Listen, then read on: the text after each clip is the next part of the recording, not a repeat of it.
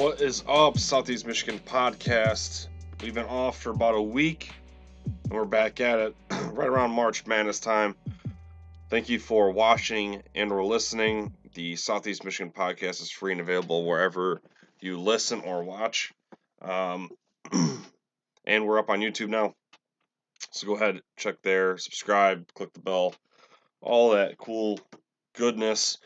But yeah, let's see, end of last week, I went on a trip with the wife to Vegas for 311 Day. Was there for 4 nights, and then when I came back, just trying to get the body back into like spring forward and the time change and all that stuff, and just so much going on. And I just figured, instead of just doing an episode there was a lot going on with Michigan football. Some other, basketball was still going, and we had the hockey stuff too. So we'll all touch that in this episode. But with all the good and bad going on, I just figured we'd wait. And then I went to Canada over the weekend as well to go see another concert. So yeah, anyways, welcome back. Thank you for being here. There's I'd say a lot to get to today, but we do have some update stuff. Uh, Late last week, we got some more news for the coaching staff, and over the weekend we got some more coaching staff news, which was negative. Uh, so we'll get into that. So second one here, news and notes. Uh, Real quick, not much recruiting going on in this time, but Jerome Bettis Jr. commits to Notre Dame. Three-star wide receiver. He's holding offers from Duke, Kansas, Purdue, Georgia Tech, Arkansas, and much more. He doesn't have offers from It's not Notre Dame, Ohio State or Alabama, but it is on his list of visits. So he has entertained that idea. But you know, if he's already committed to Notre Dame now, he's part of the 2025 class, trying to follow in his father's footsteps. I would assume that he's going to be there for the foreseeable future. Also, I think Notre Dame is pretty much consistently ranked number one for next year's recruiting class. Uh, they have like 18 commits already.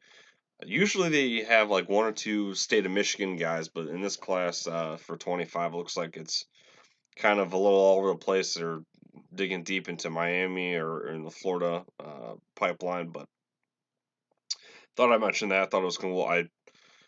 Just seen it when I opened up the web browser on 3 that Jerome Bettis Jr. was going where his dad played, and to be honest, I didn't even know Jerome Bettis had a son that was looking to play football collegiately.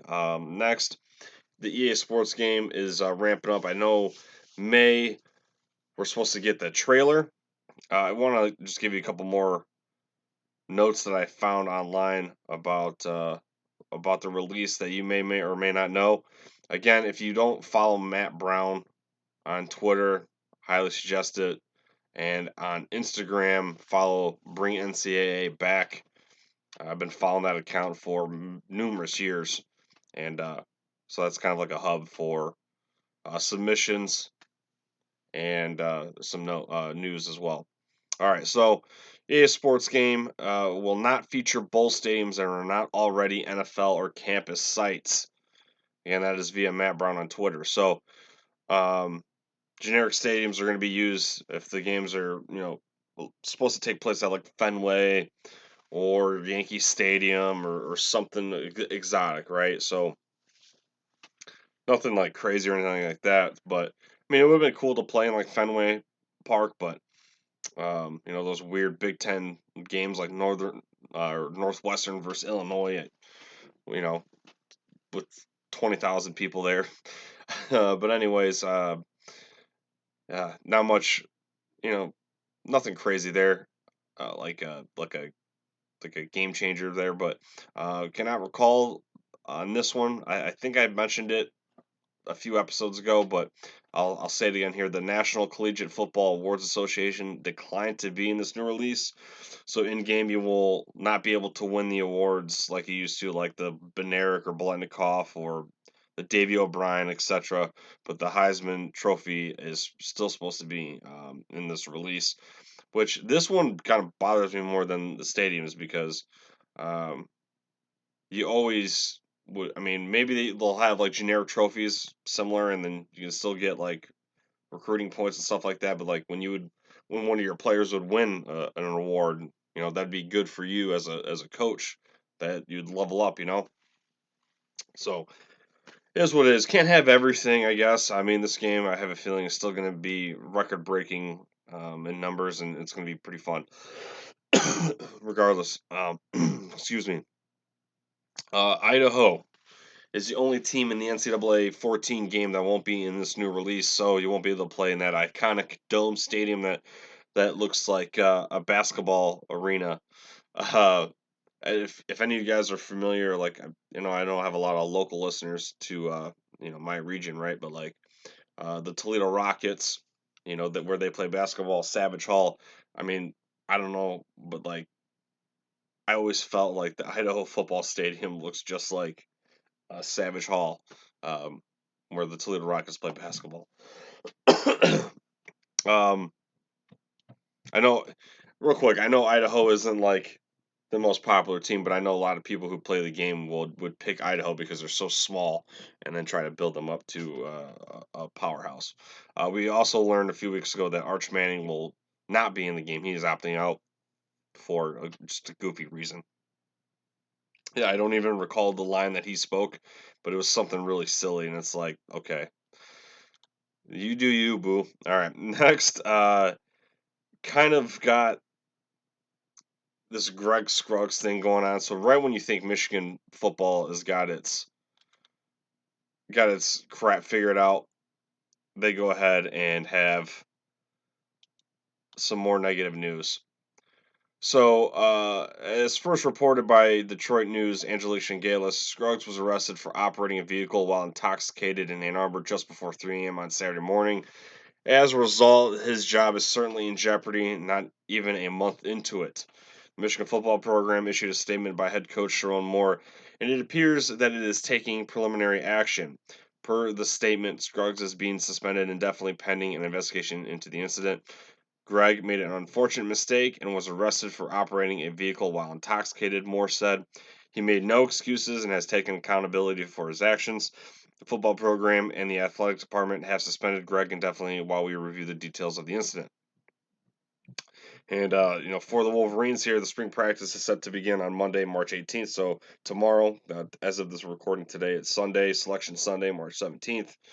And there's no clear answer on who will oversee the defensive line at the outset of the series of practice sessions. Scruggs just came over from Wisconsin while he was over there with Luke Fickell. He coached with the New York Jets before going to Cincinnati with Luke Fickell, and so he was lured away. He hasn't had issues with alcohol in the past. Um, he had problems with it in college at Louisville, when he was a player for the Seattle Seahawks. So it remains to be seen on what the punishment is, or if he just gets canned in general. Excuse me, I had a yawn. Excuse me, I was up late last night playing video games, being selfish. Um, but yeah, so I don't know if they have a plan B. I don't know who they would go after. You know, it just it's just this team just cannot stay out of the negative headlines. It was just the university in general, the John Sanderson, Juwan Howard thing. The list goes on and on. And it's just like we just shoot ourselves in the foot here. Um, what else? Well, I get the more positive side, I guess, of everything that happened over the past 7 days was Michigan's hiring of Tony Alford from Ohio State to be the running backs coach. Alford was with Ohio State for the last 9 seasons, and before that with Notre Dame. And I know, Ohio State fans are making fun of it, like, oh, we didn't want that bum anyways, or he's a huge problem, blah blah blah. You can have that bum, and it's just like, well, you guys are so just easy to cast aside, you know, a position group that you guys had success with now, and they're like, this and that, blah blah blah. He hasn't been able to recruit well, or hasn't been able to. It's been a few years, a lot, since Urban Meyer after he brought him in. It didn't really have top backs, but let's seriously look at this for a second. Let's just all the way from Notre Dame. He's always coached running backs well. Now, with regards to Ohio State, I don't think you have a running backs problem. You have an offensive line problem.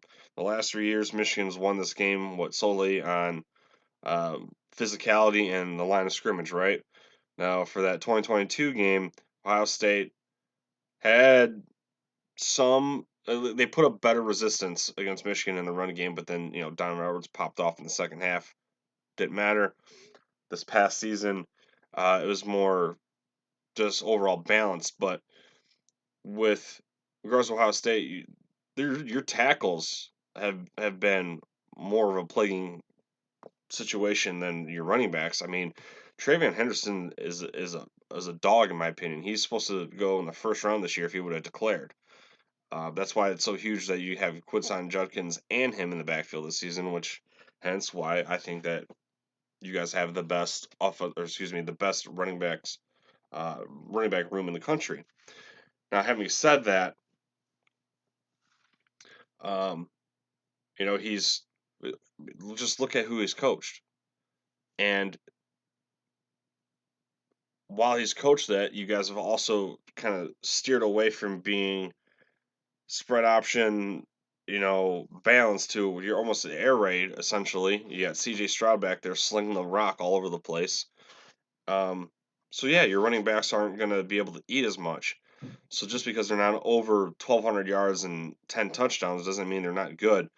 And Travion Henderson has been dealing with injuries and stuff like that as well throughout his career. I just don't think it's. I really don't think that all the negative uh, light being shed on Tony Alford is fair. This is what I'm trying to say. Um, excuse me, I'm hearing kids running around upstairs. My mind's going everywhere. Uh, so yeah, that's just my take on it. I know, as a Michigan fan, I'm gonna have a different look on it than you Buckeyes, but I think Tony Alford is a huge loss, and we'll see who you guys hire. So just like with Michigan's defensive line coach, Ohio State is in the thick of spring practice, and they're gonna have to uh, hire somebody. And I thought it was funny that there was a list online where Mike Hart was someone for Ohio State to target, but it was strategically placed on the bottom of the list to be sarcastic. So I thought that was pretty funny. But you got Chip Kelly there. He feels like he's being pretty rejuvenated in his role as offensive coordinator. So you guys might have something special. It remains to be seen, but um, you're gonna have to get a good hire in there. All right. So that is really about for I guess the news and notes. Um, when we come back from our ad break here, we'll get into segment 2, and we will talk about Michigan hoops and Michigan hockey. Don't go nowhere. All right, Southeast Michigan podcast. When our community wins with us, we want to ensure you maximize your ROI. Line shopping for the best odds matters, and that is why any profitable sports bettor needs to be using multiple sports books. It's March Madness time, ladies and gentlemen. Yeah, fill out them brackets, do that office pool, but this is the best time right now to get online and start betting. Thankfully, there's never been a better time to sign up, and we're here to connect you with the best promotions industry wide. Use our link, signupexpert.com/southeast. You can get access to all the sports books in your region, along with a review of each platform and its unique features. Most importantly, this page automatically connects you to the top promotion in each book, allowing you to start line shopping with an enhanced bankroll. If you want to take advantage of these benefits and support our brand, please consider signing up for your next sportsbook at signupexpert.com/southeast.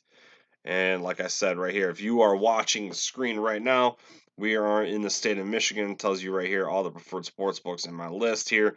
Right now, it's Caesar Sportsbook. You get up to 1,000 back in bet credits DraftKings, you bet 5, get 150 in bonus bets. Same thing with BetMGM. Bet Rivers, you get up to 500 back in bet credits. FanDuel, the 5 for 150 deal. Prize Picks, matching 100% up to $100. And again, you like to get into the casinos or poker, you get up to 100 free plays at World Series by Poker.com.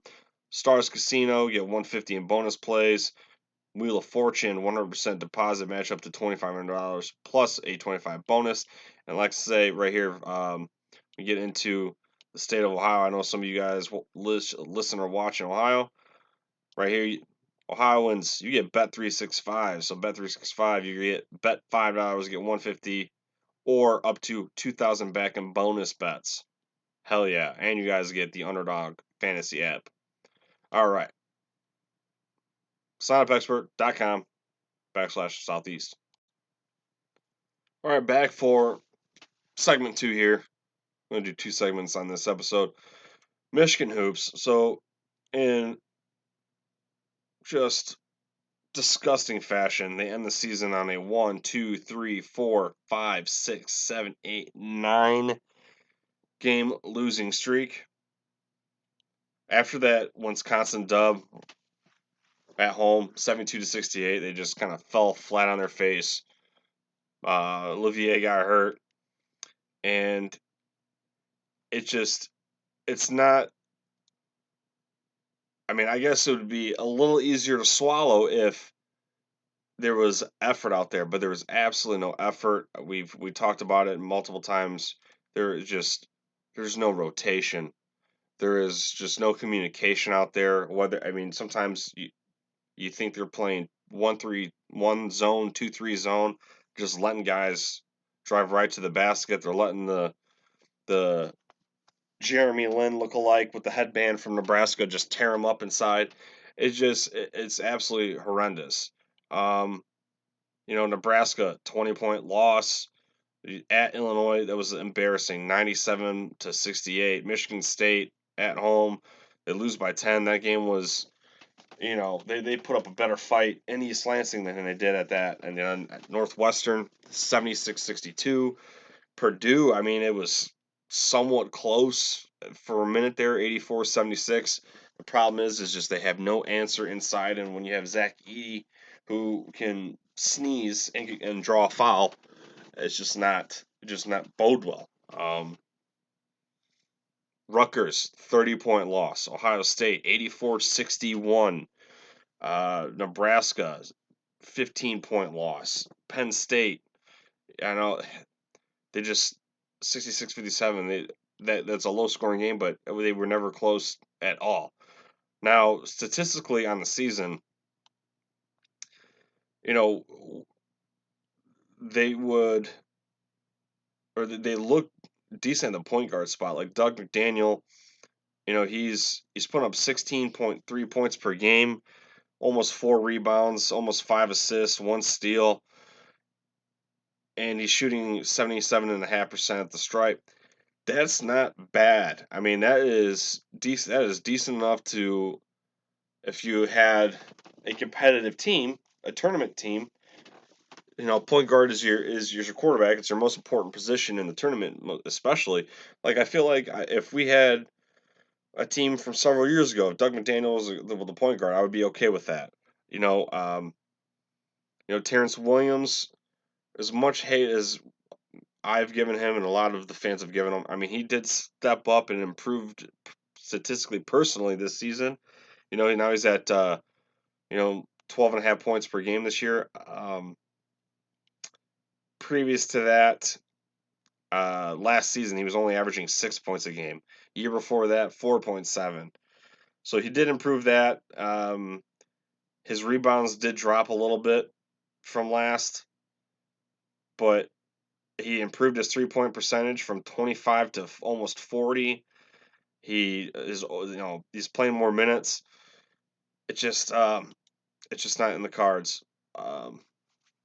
It's just not in the cards. Jalen Wellen was never like his fully himself after his injury from last season, so there was some discrepancies. Don't get me wrong, but there when there's undeniable like lack of effort, that is when it's just time for a regime change. I said last episode and episode was it? This is episode 42. Episode 41, I had mentioned that Juwan was kind of given the way he was talking at least made it sound like we're behind the scenes. Ward Manuel had given him kind of the green light to proceed into next season, but obviously we got the news Friday that he was fired, and it sucks because when you have a coach that wants to be where they're at, that's like the number one thing, right? That when you want someone to be, you want that motivation. Um, but there's just times when you have to cut the cord. Like even when you see, even when you have mild success, um, I know Juwan Howard had success, but it was with Beeline players. But like like when you look at like NFL quarterbacks, like when you look at Matt Stafford for the Lions, dude broke his back for the Lions, and they just could never get over the hump. They could just never get far enough. And it's not like Matt Stafford is horrible, but at some point it's just time to move on.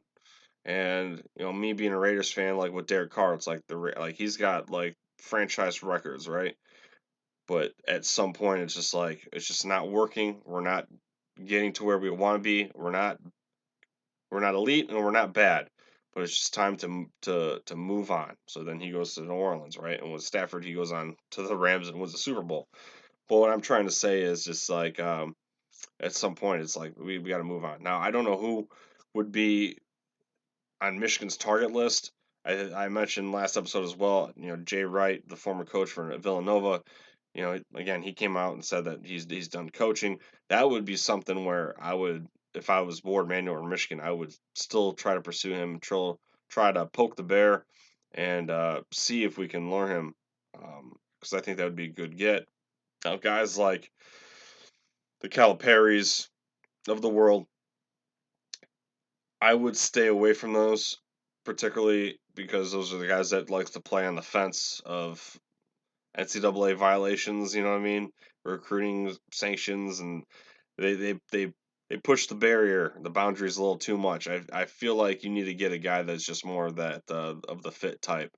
Um, and again, I don't know who that would be. I don't think that Michigan needs to bring John Beilein back. There's no guarantee that you're going to have the same success as the last time.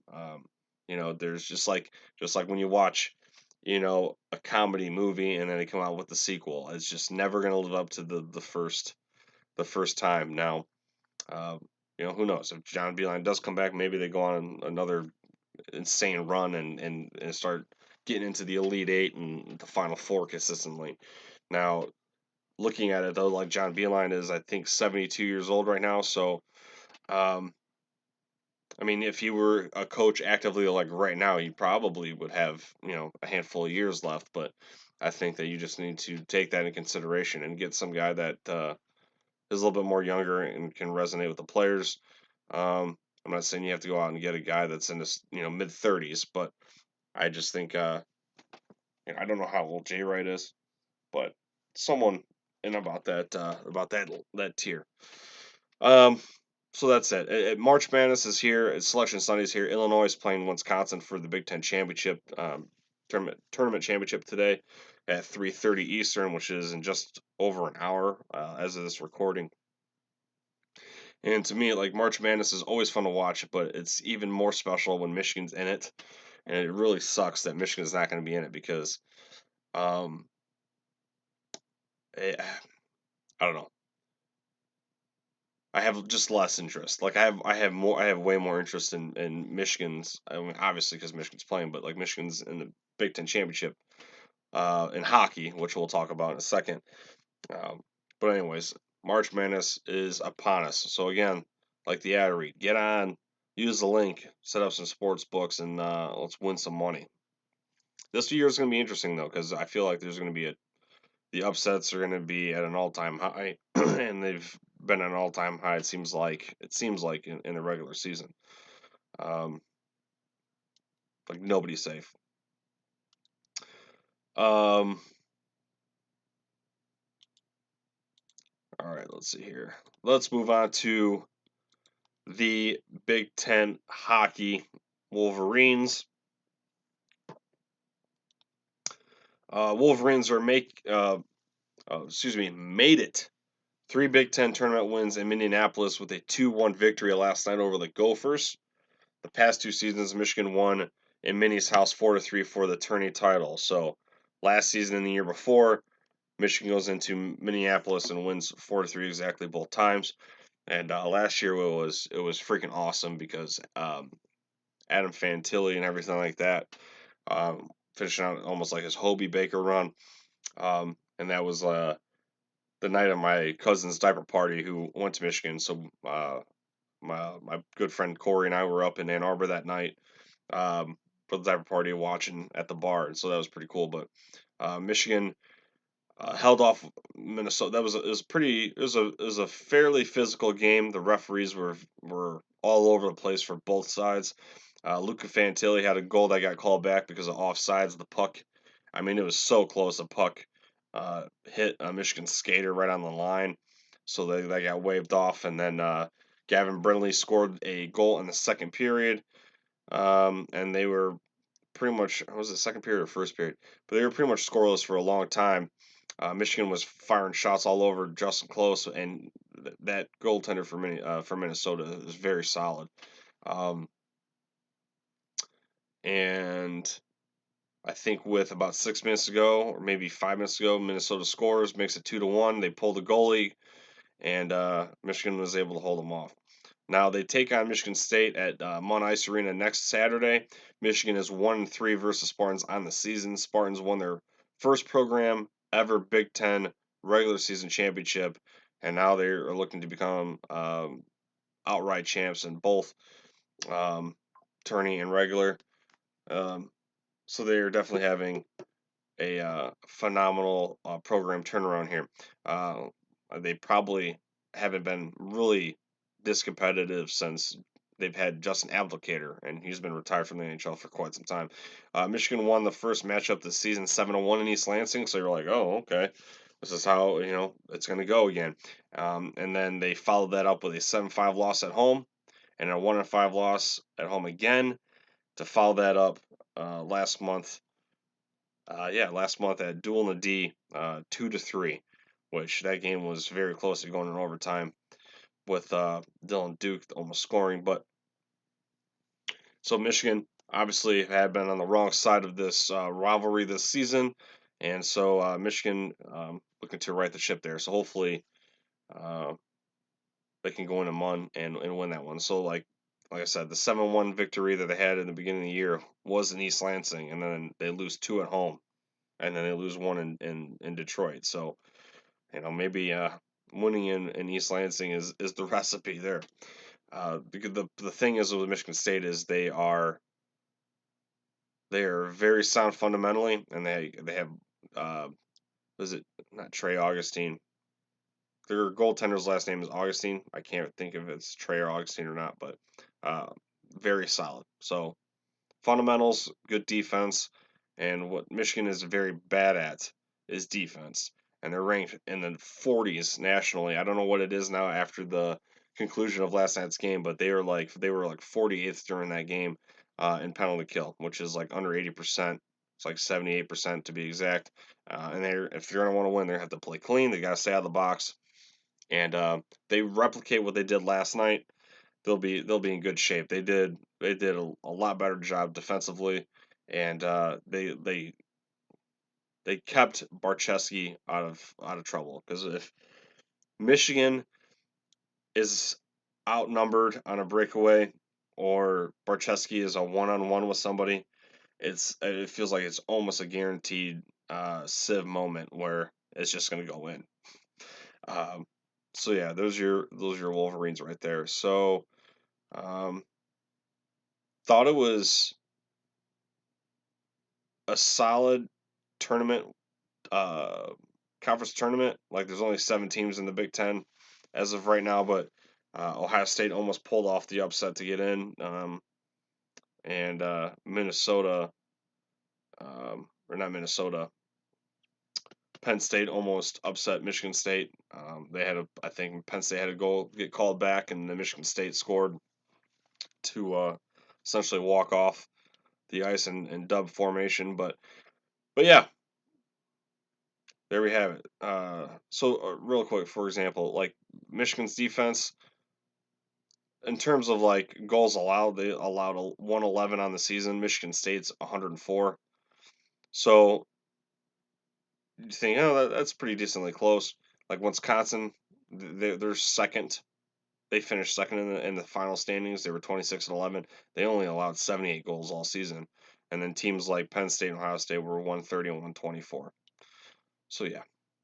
But I think that about wraps it up, ladies and gentlemen. Thanks for being here.